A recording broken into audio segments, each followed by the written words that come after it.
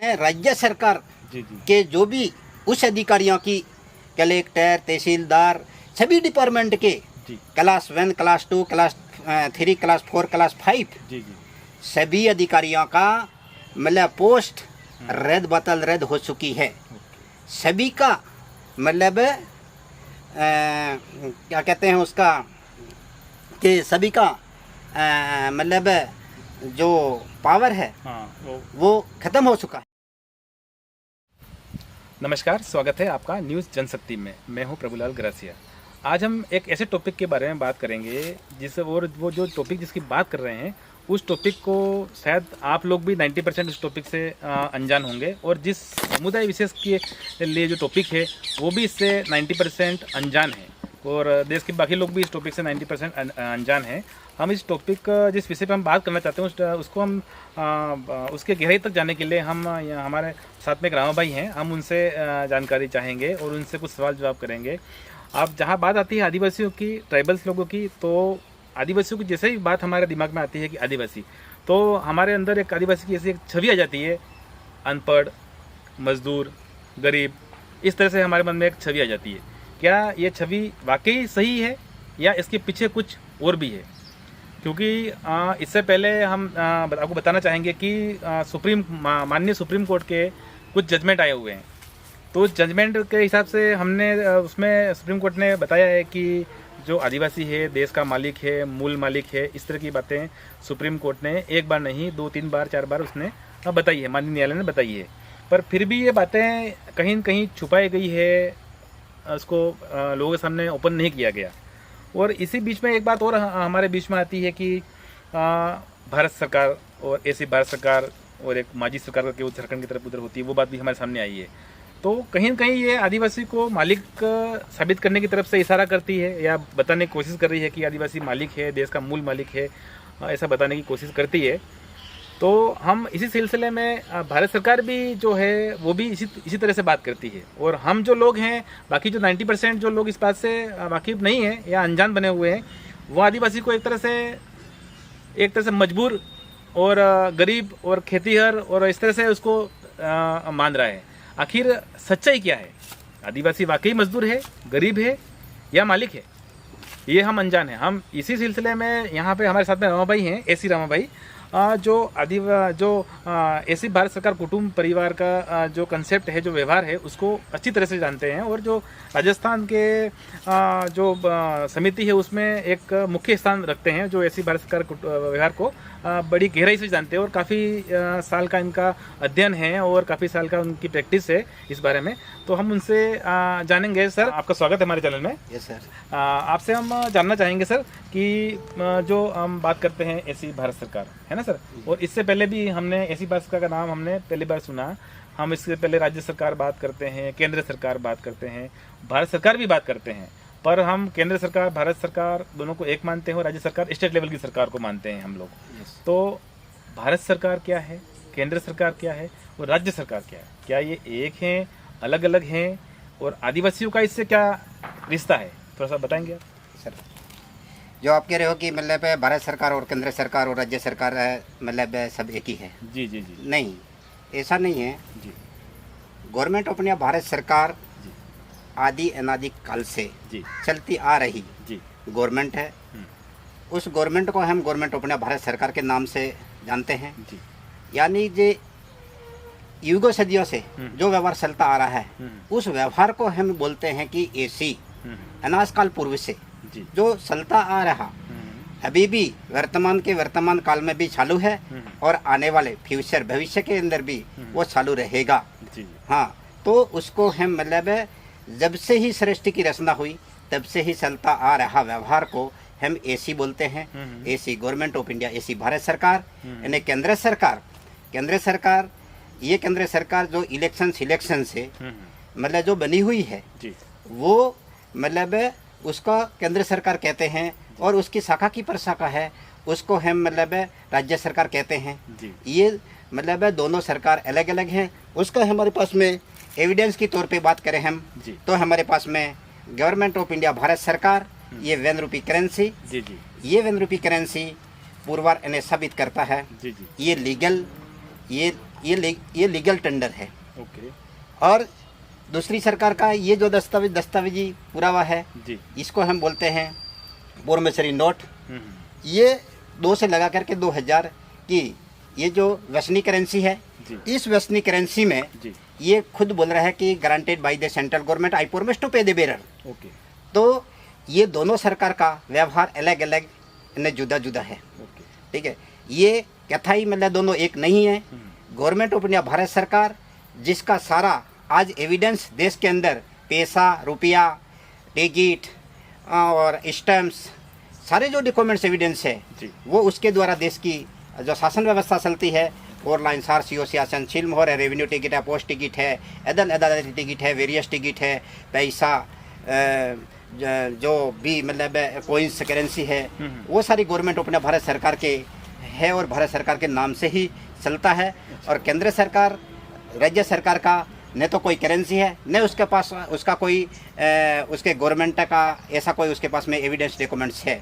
इसलिए वो तो फक्त ये मतलब अपना मतलब ये जो केंद्र सरकार है वो तो 1952 की यानी 1950 की 50 में और 52 में इलेक्शन सिलेक्शन से बनी हुई गवर्नमेंट को हम केंद्र सरकार मानते हैं।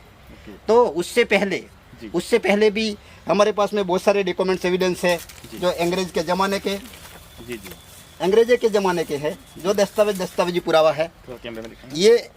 ये दस्तावेजी पुरावा है।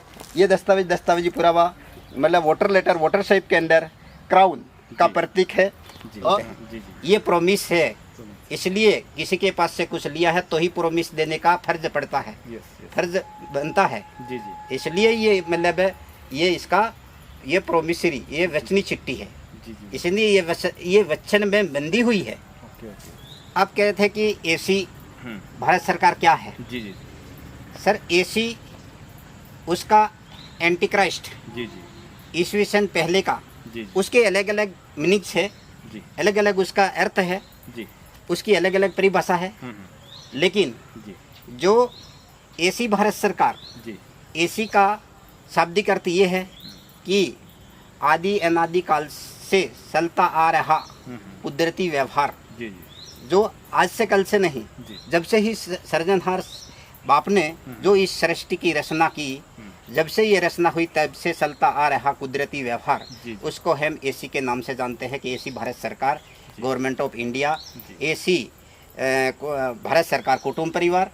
तो एसी का मतलब कि एंटी क्राइस्ट, ईस्वी सन पहले का, हाँ ईस्वी सन पहले का जो इस देश में जो मूल मिट्टी, मूल बीज, मूल वतनी जो समाज है, जो व्यक्ति है, जो समाज है, उसको हम एसी के नाम से जाना जाता है। वैसे तो ऑल ओवर वर्ल्ड आदिवासी ही है, लेकिन पोत पोते के वतन पे एसी, पोत पोते के वतन पर आदिवासी, वो भी अपने अपने वतन पे चले जाएंगे। तो पूरा वर्ल्ड आदिवासी है। लेकिन हम भी अगर किसी अदर कंट्री में जाएंगे तो हम इमिग्रेट्स कहलाएंगे, हम देशांतरवासी कहलाएंगे, हम नागरिक कहलाएंगे। लेकिन हम जो इस देश के मूल नेटिव है, मूल वतनी है, ये इसलिए हम यहाँ के आदिवासी, इसलिए हम मतलब एसी भारत सरकार कुटुंब परिवार जो मालिक नहीं लेकिन उसका हकदार, वारिसदार, उत्तराधिकारी जो है वो हम मतलब समाज है। इसलिए जो गवर्नमेंट ऑफ इंडिया भारत सरकार का जो भी कुछ है वो उसका हमें उसका उपभोग करने का हक और अधिकार है। और भाई मुझे ये बताइए, जिस तरह एसी का जो आपने बताया, मुझे व्यवहार बताया कि ये अनादिकाल से चला आ रहा है, ठीक है, तो अभी मतलब ये इतना लोगों को इसके बारे में जानकारी क्यों नहीं है, और आखिर क्या कारण ऐसे हैं कि जिसकी वजह से एसी का व्यवहार के बारे में लोगों को पता नहीं चला है? आखिर क्यों पता नहीं चला है, किस कारण से ये दबा हुआ है? ऐसी कौन सी गलती लोगों ने, यहाँ के लोगों ने की है, या उस व्यवहार को नहीं माना? ऐसा क्या प्रॉब्लम सही है, नहीं थोड़ा सा मुझे। ये सर ऐसा नहीं है, ये इसलिए ऐसा हुआ है जो मैं आपको इसका थोड़ा सा कारण बताता हूँ। जो हमारे आदि अनादि काल से चलता आ रहा जो कुदरती रूलिंग है और जो कुदरती हक और अधिकार है, उन हक और अधिकारों को मतलब कुछ गुप्त रखने में आया है। उसका हम नहीं कह रहे हैं कि गुप्त रखने में आया, लेकिन उसका हमारे पास में एविडेंस है। वो एविडेंस है मैं आपको बता रहा हूँ लैंड रेवेन्यू रूल्स जी पेज नंबर 1। जी ये land revenue rules page number 1 पे ही लिखा हुआ है कि order differ from rules in that they do not bind जी और affect public but the revenue officer only, so they do not require the formality of prepare publication. तो बता दीजिए, कैमरे बता दीजिए आप। कि ये जो यहाँ पे ये जो लिखा हुआ है, ये लैंड रेवेन्यू रूल्स के कौन से पेज पे लिखा हुआ है? फर्स्ट पेज पे। फर्स्ट पेज पे लिखा हुआ है। हाँ, फर्स्ट पेज पे ये रखने ये मतलब जो है कि ये लैंड रेवेन्यू रूल्स का जो व्यवहार है वो उसको गुप्त रखने में आया है, क्योंकि इसको ओनली फॉर रेवेन्यू ऑफिसर के लिए ही है ये। ओके। बाकी 852 डिपार्टमेंट यानी 852 खातों को सपने में भी उसको मतलब वो उसको जानकारी नहीं होनी चाहिए। और आदिवासी को सपने नहीं जॉन होनी चाहिए, नहीं तो आदिवासी जग जाएगा और उसका हक मांगेगा तो मतलब अपने सब की मतलब आपत्ति खड़ी हो जाएगी। इस तरह से मतलब ये रूल्स है उसको मतलब गुप्त रखने में आया है। इसलिए हमारे को जो कुदरती हमारे हक अधिकार हैं उन अधिकारों को गुप्त रखने में आया है, उस अधिकारों को गुप्त रखने में आया। इसलिए ये जो अभी है ये दस्तावेजी पुरावा ये बोल रहा है, हम नहीं कह रहे हैं कि इन्होंने इस अधिकारों को गुप्त रखा है। इसलिए ये लैंड रेवेन्यू रूल्स है, इसका पब्लिकेशन नहीं करते। इसके पब्लिकेशन करने में इसके ऊपर प्रतिबंध लगा रखा है उन्होंने कि इसको मतलब पब्लिसिटी नहीं की जाए। नहीं तो आदिवासी अगर इस हक और अधिकारी को जान जाएगा तो आदिवासी अपना हक मांगेगा तो अपने सबकी मतलब आपत्ति खड़ी हो जाएगी। इसलिए राज्य सरकार, केंद्र सरकार ये नहीं चाहती है कि मतलब ये आदिवासी ये इन अधिकारों को मतलब जान सके और उसको समझ सके, इसलिए इसको गुप्त रखने में आया है। जी जी सर, जैसे राम भाई आपने मुझे बताया कि जो डॉक्यूमेंट्स एविडेंस हैं सब भारत सरकार के हैं। Yes yes. तो भारत सरकार के हैं, तो अभी जो देश में शासन हो रहा है, केंद्र सरकार है और राज्य सरकार है देश में शासन कर रही है, भारत सरकार कहीं हमको नजर नहीं आती। आखिर ऐसा क्यों? सर मतलब ये जो हमारे देश के अंदर जो शासन व्यवस्था चल रही है जी वो वर्षों से चलती आ रही है। जी। हमारे देश में पहले ब्रिटिश गवर्नमेंट से पहले हमारे देश में ईस्ट इंडिया कंपनी आई थी मरी मसाला का व्यापार करने के लिए। जी। उसने यहाँ पे धीरे धीरे अपने व्यापार के साथ साथ उन्होंने अपना खुद का मतलब उन्होंने शासन करना चालू कर दिया। जब उसकी शासन व्यवस्था यहाँ पे मतलब चला रहे थे और उसको ब्रिटिश गवर्नमेंट को ये पता चला कि ब्रिटिश गवर्नमेंट के पास से मरी मसाला का व्यापार करने के लिए जो ईस्ट इंडिया कंपनी इंडिया में गई थी वो वहाँ जाकर के गवर्नमेंट यानी सरकार बन गई है। इसलिए महारानी विक्टोरिया तुरंत यहाँ पे आई और ब्रिटिश ईस्ट इंडिया कंपनी का जो वहीवट था, जो शासन था, उसका हुकूमत था, उस सत्ता को उसने अपना छीन लिया और ब्रिटिश गवर्नमेंट ने उसकी सारी सत्ता अपने हाथ में ले ली। और ईस्ट इंडिया कंपनी का जो वहीवट था उसका अंत आया और उसको यहाँ से निकाल दिया गया। उसके बाद में कुछ समय के बाद में ब्रिटिश गवर्नमेंट ने 99 ईयर्स लीज पे इंडिया को लिया और इंडिया को लिया। उसका हमारे पास में ये 303 page LRR land revenue rules supplementary B page number LRR page number 303 मुजब ये जो लिखा है कि the meaning of this fix period is that if at the beginning of the period in 1870, मैं हिंदी में बता रहा हूँ कि 1870 a lease is guaranteed for 99 years east range till 1969, but if in 1900 a second plot is given out under the same rule. 1950 the lease would be granted only for 90 years. 19 years as a lease for building purpose कि यानी कि 1870 India को 1870 में जो India को lease पे लिया जी। और 99 वर्ष के लिए लिया। तो 1870 से लगा के 1969 तक, जी जी यानी कि 99 वर्ष को इंडिया को लीज पे लिया।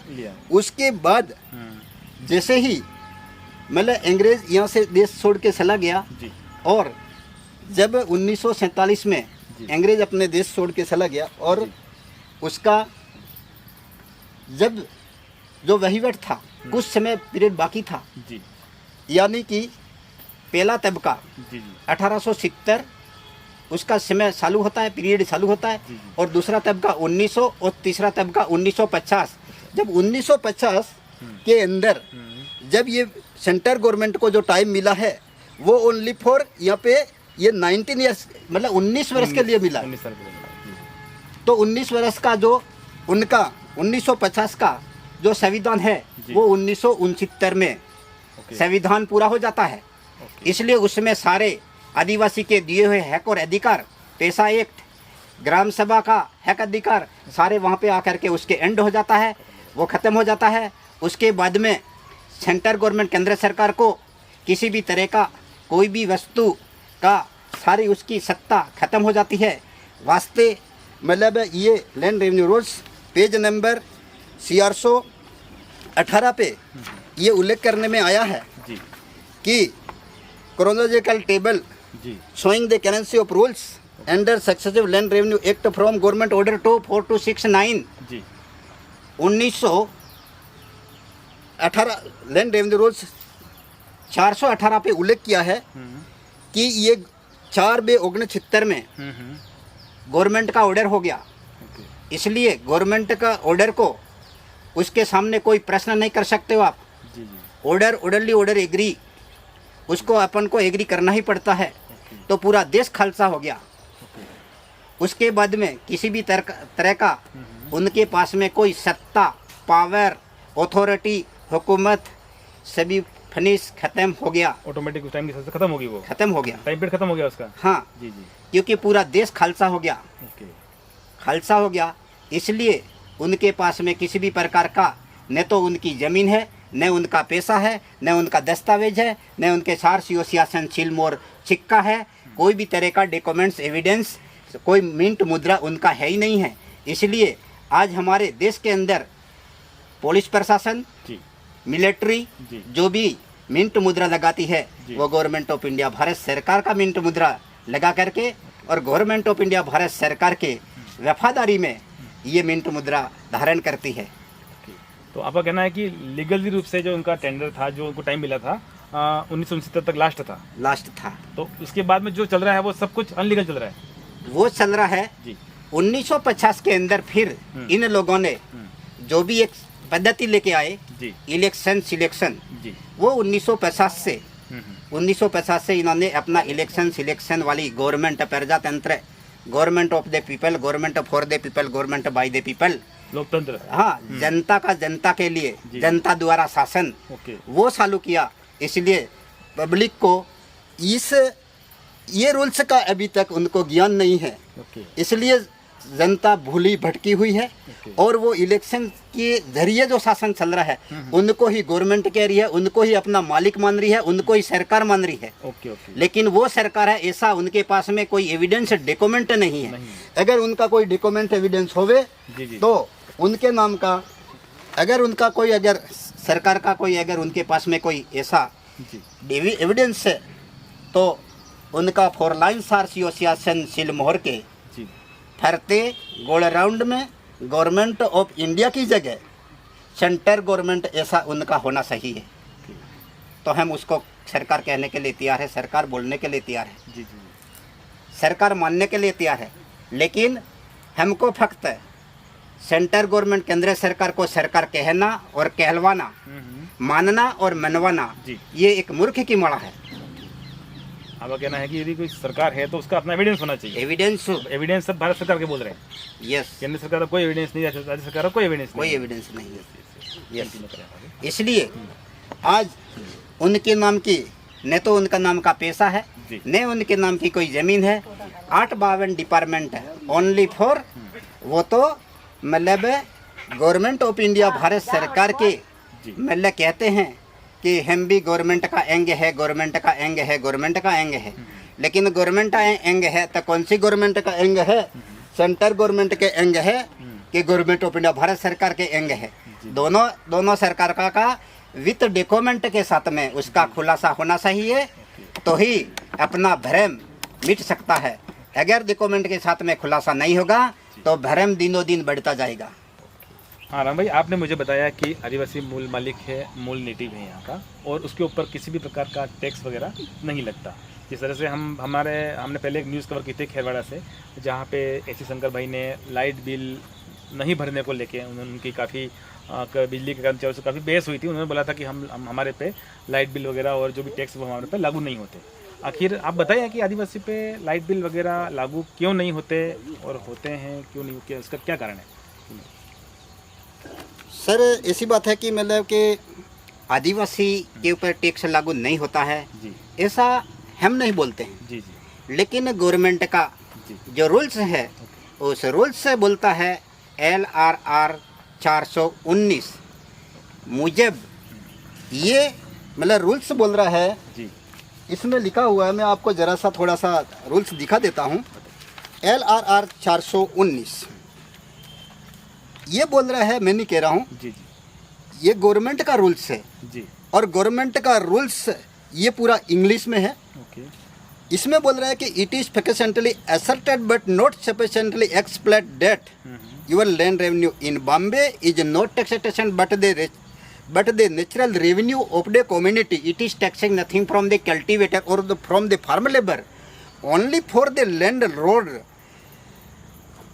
कि ये गवर्नमेंट का रूल्स कह रहा है कि only for the landlord natural revenue of the community को कोई भी प्रकार का किसी भी तरह का टैक्स लागू नहीं पड़ता है। जी जी ये गवर्नमेंट का रूल्स बोल रहा है जी कि नेचुरल जो कम्युनिटी है, नेचुरल रेवेन्यू ऑफ द जो कम्युनिटी है उसको किसी भी प्रकार का टैक्स लागू नहीं पड़ता है। जी जी लेकिन यहाँ पे बहुत सारे विभागों के अधिकारी होते हैं। कभी कभी हम कोर्ट में भी जाते हैं, जी तो यहाँ तक कि मैं हाई कोर्ट मतलब जो गया, जी और वहाँ बहुत सारे लोगों ने या मेरे को मतलब एडवोकेटों ने मुझे ये सवाल किया कि इसमें बिजली का टैक्स कहाँ है, इसमें पानी का टैक्स कहाँ है। जी जी फिर मैंने उनको बोला कि नोट टैक्सेशन, हाँ, कि एक ही वर्ड्स के अंदर सभी का एक एक का नाम नहीं है, उसमें नोट टैक्सेशन लिखा हुआ है।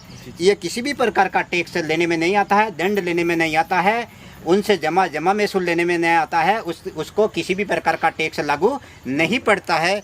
ये रूल्स बोलता है ओनली फॉर जो लैंड लॉर्ड है उनको लागू पड़ता है।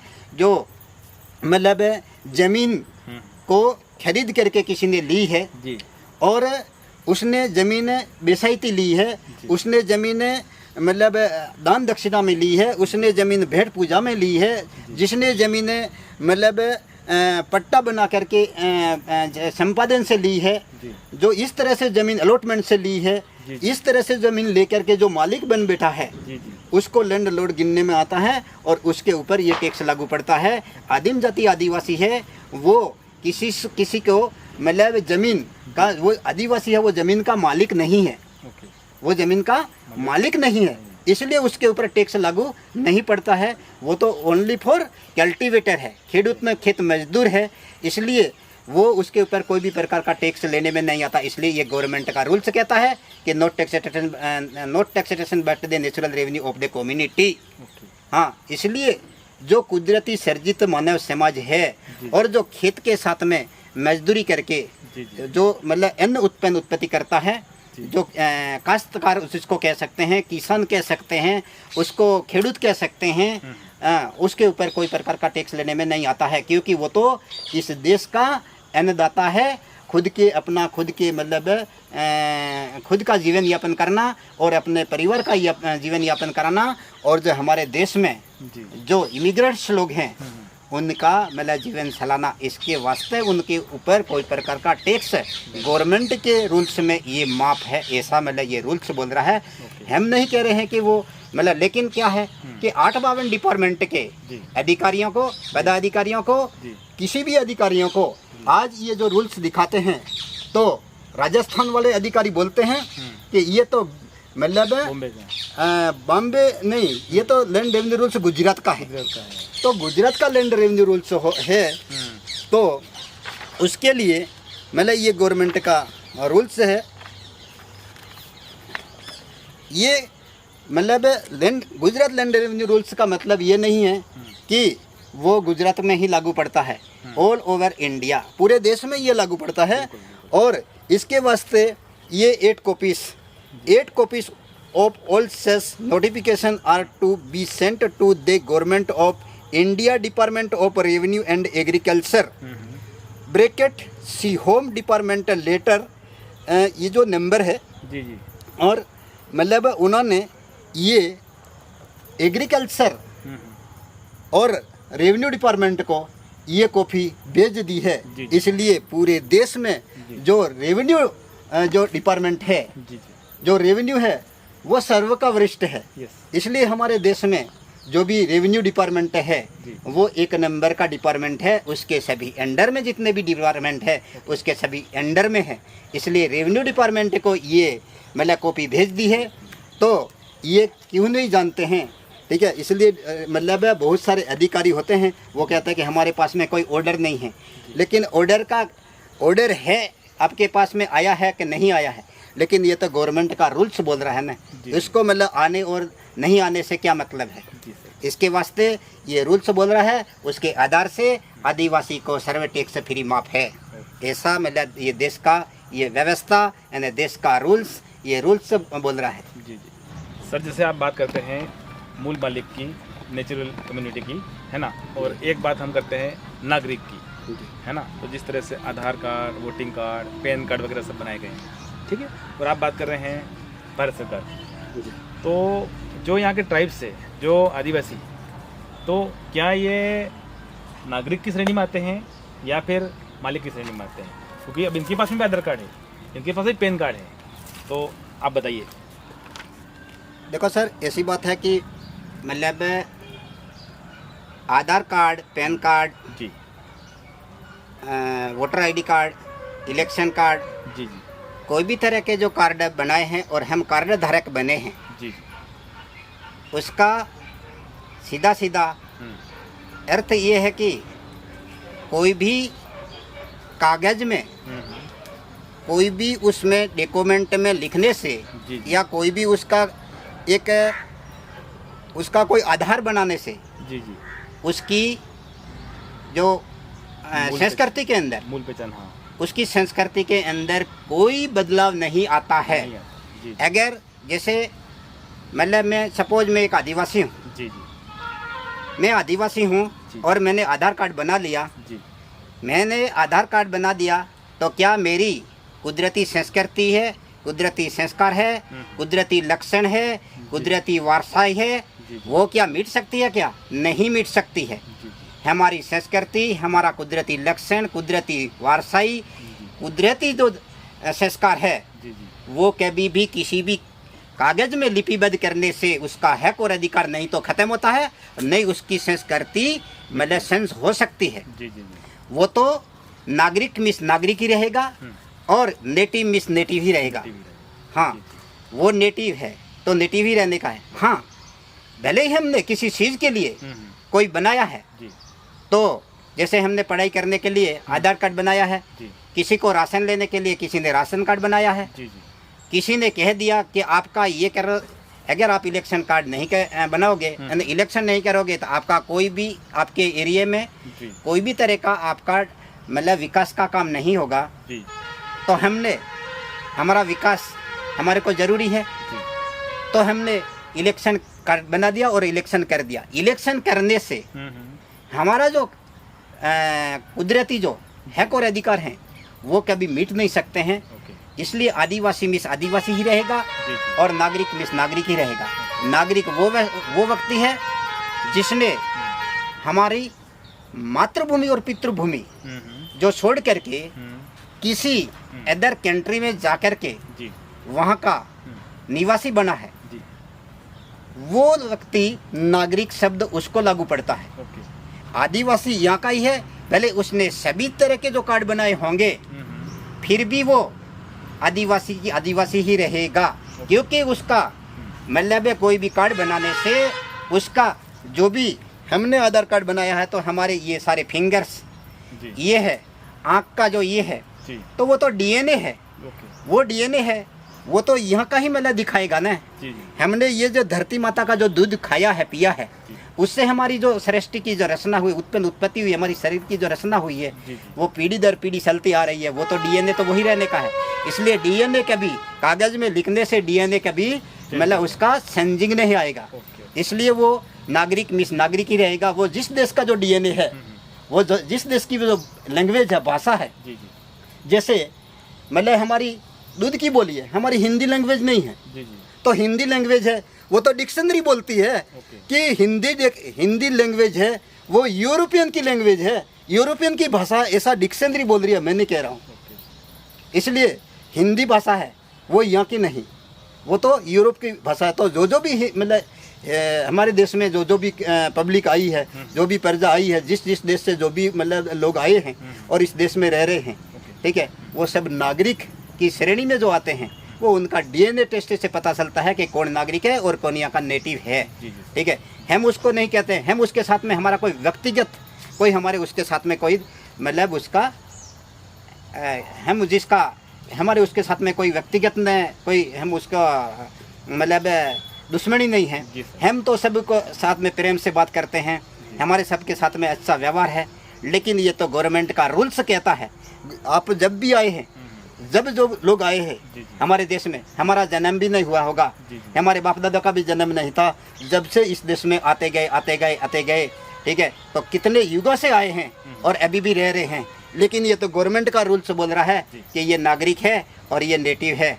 नागरिक को मतलब जो नागरिक का जो हक और अधिकार है उसका जो हक और अधिकार अलग है और जो नेटिव का हक और अधिकार अलग है। अच्छा तो सर, अलग अलग आपके एक मिनट मुझे स्टैम्प बताइए। जी जैसे ये नहीं वही वाला जी जैसे हम बात करते हैं जुडिशली व्यवस्था आखिर हम ऐसी बात करते हैं कि न्यायिक व्यवस्था, तो हम स्टैम्प को देखते हैं। जैसे आप देखें इसमें भारतीय गैर न्यायिक, इंडिया नॉन जुडिशल, थोड़ा मुझे इसके बारे में बताइए। सर, भारतीय गैर न्यायिक के और इंडिया नॉन जुडिशल, जी लोग तो ऐसा ही कहते हैं कि भारतीय गैर न्यायिक है वो हिंदी में है जी और इंडिया नॉन जुडिशल है वो अंग्रेजी में है, जी जी ऐसा बोलते हैं। लेकिन इनका दोनों का मतलब मीनिंग अर्थ है, शाब्दिक अर्थ है, वो अलग अलग है। जी जी भारतीय गैर न्यायिक जब भी हमारे देश के अंदर जी जो भी जी अपना खुद का वतन छोड़ के किसी अदर कंट्री में जाकर के जो कोई बसता है, निवास करता है जी और वहाँ पे रहने का उसका सारा समय, जी उसकी मतलब लीज, जी उसकी सारी मतलब अवधि पूरी हो जाती है, जी अवधि पूरी हो जाती है, फिर भी उस देश में उसके पास में कोई रहने के लिए कोई आधार रहता ही नहीं है। जी। उसके पास में कोई प्रकार का वीज़ा, पासपोर्ट, लैंडिंग परमिट जी कुछ भी नहीं बचता है, सभी खत्म पतन हो जाता है।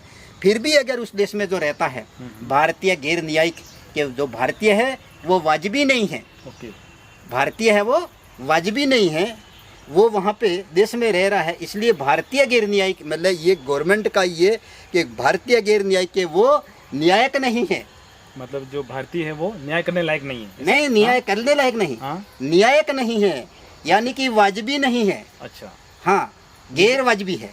जो आप यहाँ पे आपका समय जिस मकान में आप रह रहे हो हाँ, हाँ। और आपका 1 महीना पूरा हो गया जी। और आपको वहाँ पे उसका भाड़ा नहीं चुकाया, हाँ, फिर भी आप रह रहे हो, फिर भी आप रह रहे हो, इसलिए आप गैर न्यायिक हो, अनलीगल हो, अनलीगल हो। अनलीगल हो। हाँ। भारतीय और इंडिया नॉन जुडिशल, वो तो भारत, इंडिया नॉन जुडिशल का मतलब होता है कि कुदरती व्यवहार, ओके हाँ वो कुदरती व्यवहार है। जी जी इसलिए भारत के अंदर जो भी भारतीय रह रहे हैं वो गैर वाजिबी है। ओके उनका समय, उनकी 99 ईयर्स 99 वर्ष की लीज पूरी हो चुकी है, जी, जी। फिर भी हमारे देश के अंदर जी फिर भी अभी तक भी मतलब वो जानते हुए भी जी। इस देश में अभी तक रह रहे हैं। जी। इसलिए उनको इस देश में रहने के लिए या तो 99 के ईयर्स की लीज आप रिन्यू नहीं करवाई है जी तो करवा लो, ओके और अगर करवाई है तो वैसा डॉक्यूमेंट्स दिखाओ, और नहीं है तो रिन्यू करवा के लेके आओ,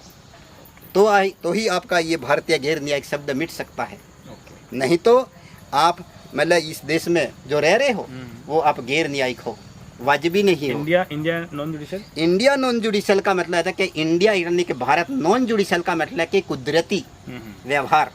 हाँ, जो कुदरती व्यवहार है, कुदरती व्यवहार उसको कहा जाता है कि जीव मात्र को लागू पड़ता है, उसको हम कुदरती व्यवहार कहते हैं।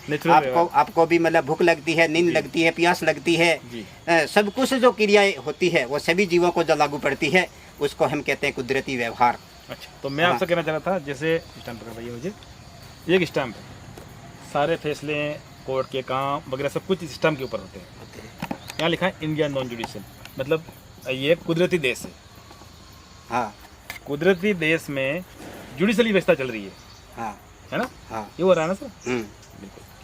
तो जुडिशल मतलब कि मानव सर्जित कि हमने नॉन जुडिशल को बाजू रख दिया, साइड में रख दिया उसको, और हमने हमारे खुद के जो हम खुद ही सरकार बन करके, यानी सरकार बन करके सरकार के अधीन में एक टेनिपेक्ट बना करके, ठीक है, कानून बना करके और हम उसकी व्यवस्था चला रहे हैं। ठीक है, इसलिए सारे कानून 1969 के अंदर 4269 में वो सभी रद्द हो चुके हैं। ऐसा LRR 418 ये हमारे पास में एविडेंस है, और ये एविडेंस पुरवार ने साबित करता है कि आपका 1970 के पहले के बनाए हुए कायदे यानी कानून, यानी बाद के बनाए हुए कायदे यानी कानून, सभी तरह के कायदे कानून आपके रद्द हो चुके हैं। इसलिए मतलब प्रधानमंत्री, राष्ट्रपति, यानी चीफ जस्टिस, यानी राज्य सरकार के जो भी उच्च अधिकारियों की, कलेक्टर, तहसीलदार, सभी डिपार्टमेंट के class 1, class 2, class 3, class 4, class 5 सभी अधिकारियों का मतलब पोस्ट रद्द हो चुकी है। सभी का मतलब क्या कहते हैं उसका, कि सभी का मतलब जो पावर है, हाँ, वो ख़त्म हो चुका है, 1969 में ख़त्म हो चुका है। हाँ, उसके बाद में अभी उनके पास में कोई भी तरह का एग्जीक्यूटिव उनके पास पावर नहीं। हाँ, तो सब अनलीगल तरीके से भी राज कर रहे हैं। यस, ठीक है।